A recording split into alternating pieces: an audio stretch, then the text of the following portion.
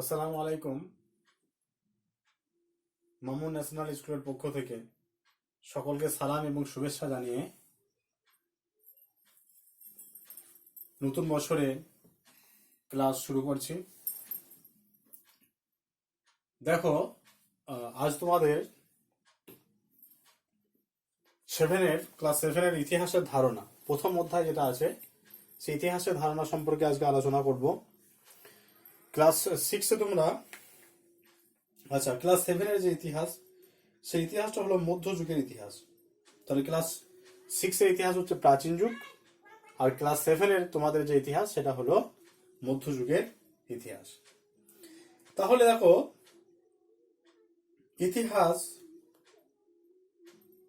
নামটা শুনে আমাদের সকলেরই খুব জটিল বিষয় বলে মনে হয়, কিন্তু বিষয়টা আদৌ জটিল নয়। যদি আমরা গল্পের মতো করে বিষয়টাকে আমরা উপস্থাপন করি, বা গল্পের মতো করে যদি তোমরা জিনিসটাকে ভাবো, তাহলে ইতিহাসটা খুব সহজ বলেই মনে হবে, এটা আমার বিশ্বাস। আর ইতিহাসে দেখবে অনেকে ভাবে যে ইতিহাস মানে শুধু সাল তারিখ।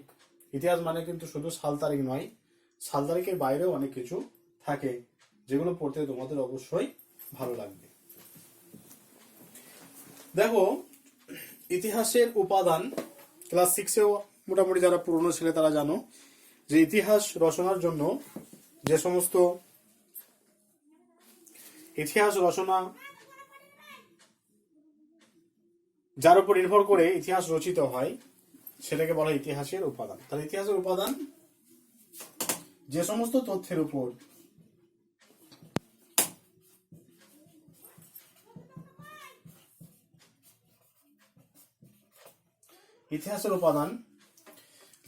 তথ্যের উপর নির্ভর করে ইতিহাস রচিত হয় তাকে ইতিহাসের উপাদান বলা হয়।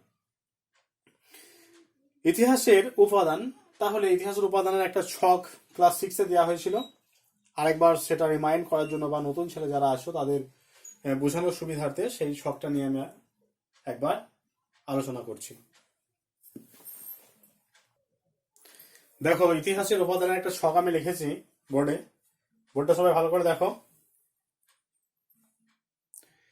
তাহলে ইতিহাসের যে উপাদান, তাহলে ইতিহাসের উপাদান কাকে বলে না, যে সমস্ত তথ্যের উপর নির্ভর করে ইতিহাস রচিত হয় তাকে ইতিহাসের উপাদান বলা হয়। ইতিহাসের উপাদানকে দুটো ভাগে ভাগ করা যায়। একটা হচ্ছে লিখিত উপাদান।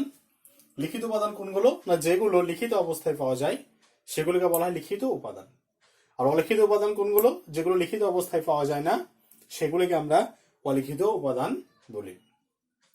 লিখিত উপাদানকে আবার দুটো ভাগে ভাগ করা যায়, একটা হলো দেশীয়, একটা হলো বিদেশি। দেশীয় বলতে যে সমস্ত দেশীয় সাহিত্যিক বা ঐতিহাসিক যে সমস্ত তথ্যগুলো রচনা করেছেন সেইগুলো পরবর্তীকালে ইতিহাস রচনার ক্ষেত্রে অনেকখানি গুরুত্বপূর্ণ ভূমিকা পালন করে, তাই সেগুলিকে দেশীয় উপাদান বলা হয়। তাহলে দেশীয় উপাদান, কলহনের যে রাজতরঙ্গিনী, কলহন কাশ্মীরের একজন বিখ্যাত পণ্ডিত কলহন, তিনি রাজতরঙ্গিনী বলে একটা গ্রন্থ রচনা করেছিলেন, যে গ্রন্থ হলো ভারতবর্ষের প্রথম পূর্ণাঙ্গ ইতিহাস গ্রন্থ। এই কলহনের রাজতরঙ্গিনী হলো প্রথম পূর্ণাঙ্গ ইতিহাস গ্রন্থ, এবং এই গ্রন্থ থেকে কাশ্মীরের ইতিহাস জানা যায়। বিদেশি, তাহলে যুগ যুগ ধরে আমরা দেখেছি যে বিদেশিরা ভারতবর্ষে এসেছে। তাহলে সেই বিদেশিদের লেখা যে সমস্ত আমরা পাই সেই লেখাগুলোকে তিনটে ভাগে ভাগ করা হয়েছে। দেখো, গ্রিক, রোমান এবং চীন। গ্রিক, মেগাস্থিনিসের নাম তোমরা নিশ্চয়ই জানো। সেই মেগাস্থিনিস ইন্ডিকা গ্রন্থটা রচনা করেছিলেন। তাহলে ইন্ডিকা গ্রন্থ থেকে ভারতবর্ষের সামাজিক, অর্থনৈতিক, রাজনৈতিক, ধর্মীয় বিভিন্ন জিনিস আমরা জানতে পারি। রোমেরও বিভিন্ন পণ্ডিত বা রোম থেকেও অনেক পণ্ডিত ব্যক্তি ভারতে এসেছিলেন, এবং তারা ভারতবর্ষের আর্থসামাজিক পরিস্থিতি, রাজনৈতিক পরিস্থিতি তারা তাদের গ্রন্থে লিপিবদ্ধ করেছেন। সেগুলো কিন্তু ইতিহাস রচনার ক্ষেত্রে অনেকখানি গুরুত্বপূর্ণ উপাদান। চীন, তাহলে চীন দেশ থেকে আগত পর্যটকরা ভারতবর্ষে এসেছিলেন। তাদের মধ্যে উল্লেখযোগ্য দুটো নাম, ফাহেন এবং হিউয়েনসাং। ফাহেনের রচিত গ্রন্থের নাম ফোকুওকি এবং হিউয়েনসাং রচিত গ্রন্থের নাম সিইউকি। তাহলে এটা হলো লিখিত উপাদান। তাহলে লিখিত উপাদানটা দেখো, একবার রিমাইন্ড করে দিয়ে একবার বলে দিই। লিখিত উপাদান মানে যে উপাদানগুলো লিখিত অবস্থায় পাওয়া যায় সেগুলোকে লিখিত উপাদান বলা হয়। লিখিত উপাদানকে আবার দুটো ভাগে ভাগ করা যায়, একটা দেশীয়, একটা বিদেশি। দেশীয় কোনগুলো? আমাদের দেশীয় যে রচনা, দেশীয় সাহিত্যিক বা ঐতিহাসিকদের রচনা, দেশীয় সাহিত্যিকদের যে রচনা, সেগুলোকে আমরা বলছি দেশীয়। দেশীয় মধ্যে উদাহরণ হিসেবে আমরা বলেছি যে কল্যাণের রাজতরঙ্গিনী। তাহলে কল্যাণের রাজতরঙ্গিনী গ্রন্থ থেকে কাশ্মীর ইতিহাস জানা যায় এবং এটাই হলো ভারতবর্ষের পূর্ণাঙ্গ ইতিহাস গ্রন্থ। বিদেশি, তাহলে বিদেশ থেকেও মানুষরা এসেছিলেন ভারতবর্ষে, তারাও ভারতবর্ষে কিছুদিন অবস্থান করেছিলেন। ভারতবর্ষের আর্থ সামাজিক রাজনৈতিক পরিস্থিতি তারা পর্যালোচনা করেছিলেন এবং সেইগুলো গ্রন্থের মধ্যে তারা লিপিবদ্ধ করেছিলেন। তাদের মধ্যে তিনটে ভাগ আমরা দিয়েছি, গ্রিক, রোমান এবং চীন। গ্রিক হচ্ছে মেগাস্থিনিসের ইন্ডিকা রচনা করেছিলেন। মেগাস্থিনিস ইন্ডিকা গ্রন্থ, সে গ্রন্থ থেকে আমরা ভারতবর্ষের বিভিন্ন তথ্য জানতে পারি। রোম থেকেও অনেক মানুষ, পণ্ডিত ব্যক্তিরা ভারতবর্ষে এসেছিলেন এবং তারাও গ্রন্থ রচনা করেছেন। উদাহরণ হিসেবে আমরা বলতে পারি যে প্লিনির ন্যাচারাল হিস্ট্রি। আর চীন থেকেও পর্যটকরা ভারতবর্ষে এসেছিলেন এবং তারা ভারতবর্ষে যে আর্থ সামাজিক রাজনৈতিক ধর্মীয় এই সমস্ত জিনিসগুলো তাদের গ্রন্থের মধ্যে লিপিবদ্ধ করেছিলেন। তার মধ্যে অন্যতম হলো ফাহেনের রচিত গ্রন্থের নাম ফৌকৌকি এবং হিউয়েন সাং রচিত গ্রন্থের নাম হলো শিইউকি। এই পার্টটা ক্লিয়ার হলো। এরপর দেখো দ্বিতীয় পার্ট, অলিখিত উপাদান, যেগুলো অলিখিত অবস্থায় পাওয়া যায় সেটাকে আমরা বলছি অলিখিত উপাদান। অলিখিত উপাদানের মধ্যে হচ্ছে লিপি।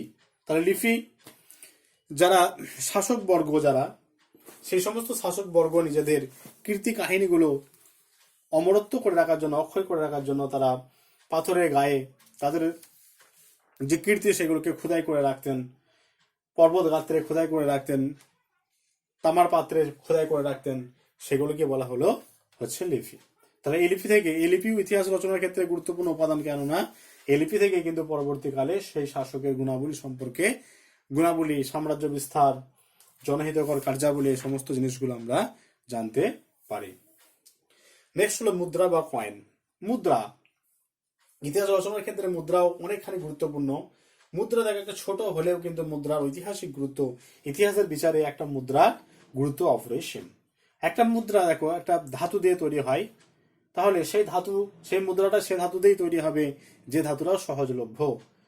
ঠিক আছে, আজকের দিনে আমরা সোনার বা রূপোর মুদ্রা আমরা দেখতে পাই না সচরাচর, কেননা সোনা এবং রূপোর দাম এখন প্রচুর, তাই সোনা এবং রূপোর মুদ্রা আমরা দেখতে পাই না। আর মুদ্রাতে একটা সাল উল্লেখ করা থাকে, মুদ্রার পেছন দিকে বা সামনে দিকে একটা সাল থাকে, সেই সাল থেকেও কিন্তু আমরা সেই সময়কার অর্থনৈতিক, সামাজিক, রাজনৈতিক, ধর্মীয় এই সমস্ত অনেক বিষয় আমরা জানতে পারি। আর কি না, এই একটা মুদ্রা থেকে ভারতবর্ষের সঙ্গে কোন কোন জায়গার বাণিজ্য সম্পাদিত হতো সেটা আমরা খুব সহজে জানতে পারি। কেমন করে আমরা জানতে পারি? ভারতবর্ষে ধরো একটা মুদ্রা মেসোপটেমিয়া, সুমের, ক্রিট এই সমস্ত জায়গায় যদি পাওয়া যায়, তাহলে আমরা খুব সহজেই বলতে পারি যে ভারতবর্ষের সঙ্গে এই সমস্ত জায়গায় বাণিজ্যিক সুসম্পর্ক ছিল। বাণিজ্যিক সুসম্পর্ক না থাকলে ভারতবর্ষের মুদ্রা ওই সমস্ত জায়গায় পাওয়া যেত না। নেক্সট হলো স্থাপত্য এবং ভাস্কর্য। তাহলে আজকে দেখবে যাদের গ্রামগুলো অনেক পুরনো গ্রাম, সেই পুরনো গ্রামে দেখবে অনেক মন্দির, মসজিদ, অট্টালিকা এই সমস্ত জিনিসের ধ্বংসাবশেষ বা ভগ্নাবশেষ পাওয়া যায়। এগুলোকে বলা হয় এক কথায় স্থাপত্য। তাহলে পুরোনো দিনের জিনিস মানেই, পুরোনো দিনের যে কোনো জিনিস, পুরোনো দিনের জিনিস মানেই সেটা হলো স্থাপত্য। কিন্তু পুরোনো দিনের জিনিসের গায়ে যখন শিল্পীর একটা শৈল্পিক দৃষ্টিভঙ্গির পরিচয় পাওয়া যায়, শিল্পীর একটা শিল্প নিপুণতা দেখতে পাওয়া যায়, তখন সেটাকে বলা হয় ভাস্কর্য। তাহলে অতএব আমরা বলতে পারি সব ভাস্কর্য স্থাপত্য, কিন্তু সব স্থাপত্য ভাস্কর্য নয়। তাহলে এটা যারা আমাদের পুরনো ছেলে আছো মামুনের, তারা এই শখটার সঙ্গে আগে পরিচয় হয়েছে ক্লাস 6-এ। এই সমস্ত ছেলেদের জন্য এই শখটা একবার বলে দেওয়া হলো। নেক্সট দেখো তোমাদের আছে, দেখো ইতিহাসের গুণভাগ।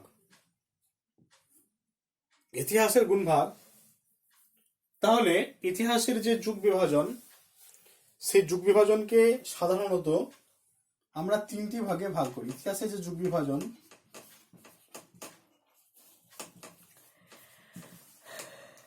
আমরা এই যুগ বিভাজনকে তিনটি ভাগে ভাগ করি। এক হচ্ছে প্রাচীন যুগ,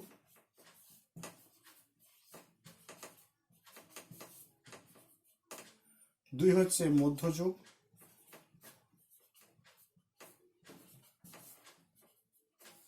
3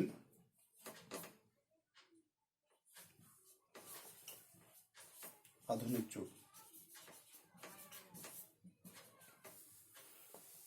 প্রাচীন যুগ, দেখো প্রাচীন যুগ কোন সময়টা? সৃষ্টির আদিকাল থেকে শুরু করে আনুমানিক মুসলিম যুগ শুরু হওয়া পর্যন্ত। ঠিক আছে, তাহলে মুসলিম যুগ শুরু হওয়া পর্যন্ত। কিন্তু তাহলে প্রাচীন যুগ সৃষ্টির আদিলগ্ন থেকে শুরু করে মোটামুটি ভাবে মুসলিম যুগ শুরু হওয়া পর্যন্ত যে যুগ সেটাকে বলা হচ্ছে প্রাচীন যুগ। মুসলিম যুগ শুরু হয়েছিল কখন? 1206 খ্রিস্টাব্দে, যেটাকে আমরা সুলতানি যুগ বলি। তাহলে এই সময়কালকে আমরা বলছি প্রাচীন যুগ।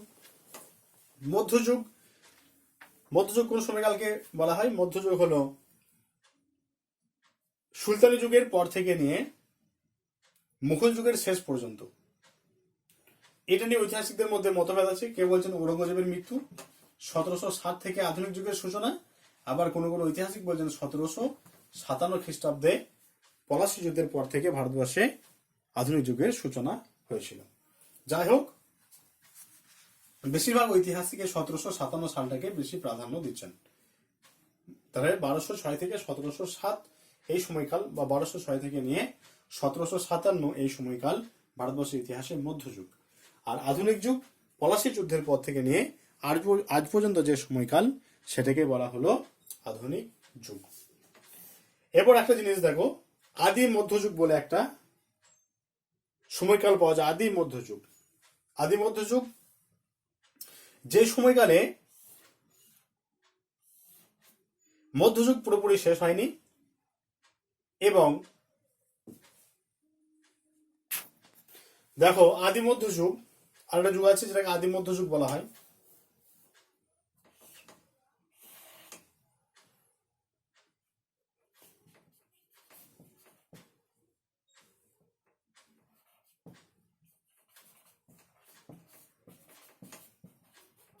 আদি মধ্যযুগ যে সময়কালে প্রাচীন যুগ পুরোপুরি শেষ হয়নি এবং মধ্যযুগেরও পুরোপুরি সূচনা ঘটেনি, এই সময়কাল। আদি যুগ, প্রাচীন যুগ পুরোপুরি শেষ হচ্ছে না এবং আধুনিক যুগও প্রাচীন যুগ পুরোপুরি শেষ হচ্ছে না আর মধ্যযুগও পুরোপুরি সূচনা ঘটছে না, এই যে সময়কাল সেটাকে বলা হচ্ছে আদি মধ্য যুগ। প্রাচীন যুগের শেষ এবং মধ্যযুগের যে সূচনা সেটাকে এক কথায় বলা হয় আদি মধ্য যুগ।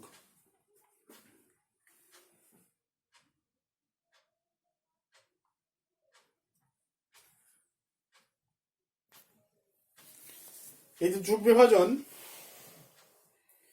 এই যুগ বিভাজন কিভাবে বোঝা যায় যে কোন জিনিস কোন যুগে পড়ে? মানুষের জীবনযাপন, সংস্কৃতি, অর্থনীতি, দেশ শাসন, যুদ্ধ, পড়াশোনা, এসব কাজের এক একটি বিশেষ দিক এক এক সময়ে দেখা যায়। সেগুলির তফাৎ থেকেই যুগ ভাগ করা হয়।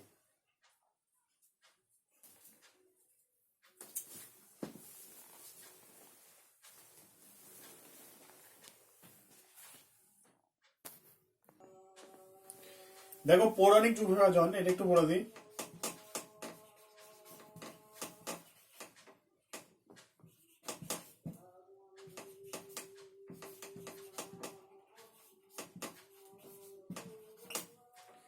পৌরাণিক যুগ বিভাজন, তাহলে পুরাণ অনুযায়ী ভারতবর্ষের যে যুগ বিভাজন, সেই যুগ বিভাজনকে 4টি ভাগে ভাগ করা যায়।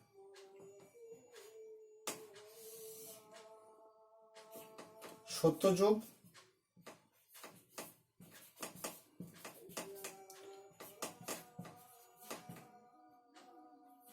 ত্রেতা যুগ,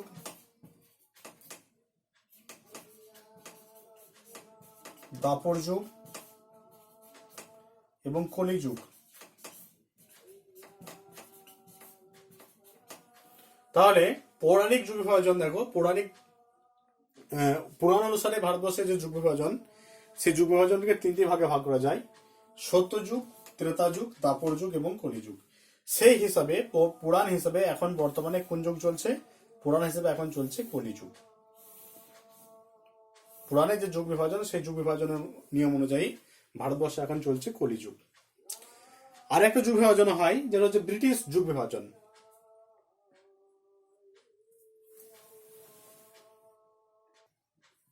ব্রিটিশ যুগ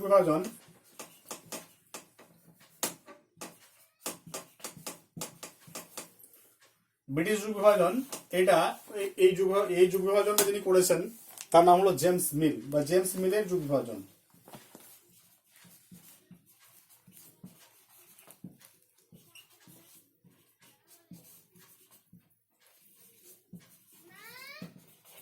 জেমস মিলের যুগ বিভাজন। জেমস মিল ভারতবর্ষের যুগকে তিনটি ভাগে ভাগ করেছেন: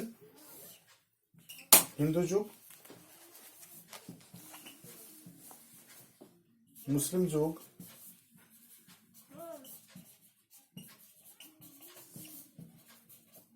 আর ব্রিটিশ যুগ।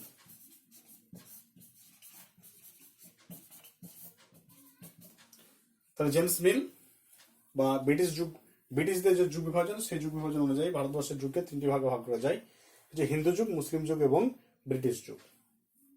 তাহলে তোমাদের প্রথম অধ্যায়ের যে বিষয়বস্তু ইতিহাসের ধারণা, সেগুলো নিয়ে আলোচনা করা হলো। যদি কোনো পয়েন্টস কারো বুঝতে অসুবিধা হয় অবশ্যই আমাকে জানাবে। আজকে ক্লাসটা অল্পই করা হলো, প্রথম ক্লাস, সেই হিসেবে অল্প ক্লাস দেওয়া হলো। যদি কারো বুঝতে অসুবিধা হয় অবশ্যই আমাকে জানাবে।